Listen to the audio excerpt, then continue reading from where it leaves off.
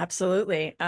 Let's dig in and really talk about that because I think, you and I both talk a lot about how the tech world has been somewhat alienating, almost dehumanizing for people in the way that we're communicating, both as like social change communicators, as organizations, but also just as people, and the lack of connection, community, and we do have that rise in the loneliness epidemic from like a societal wide level. Like, how are you seeing tech now, now that we're seeing how it has really negatively impacted our society in many ways?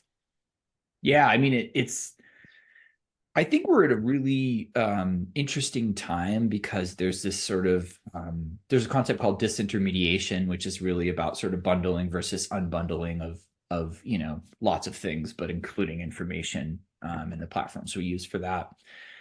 And I think what is sort of interesting about the moment, is that we're sort of at a fundamental level, right now we're in a time and a space where there's a lot of non-alignment and a lot of, frankly, inauthentic behavior that has been sort of rewarded. And also business models have been built on this kind of non-alignment, this non-consensual, exchange of information, services, products, et cetera.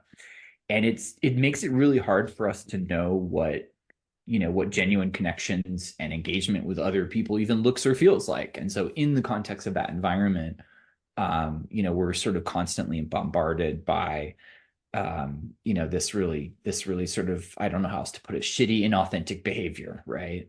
And that can extend anywhere from you get the LinkedIn direct messages where people are like, trying to sell you on something right now, even though you really didn't ask for it and you have no idea who they are. Some of it's scamming and spamming, and some of it's, I guess I'll put it in air quotes, legitimate outreach, but it's still cold outreach and it's not really asked for.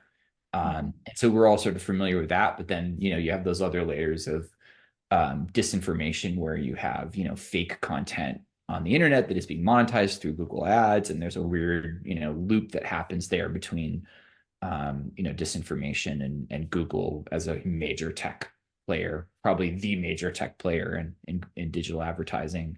So anyway, long story short, I think, kind of the environment looks really sort of fragmented and kind of just filled with sludge and mud. And I think without getting into it any deeper,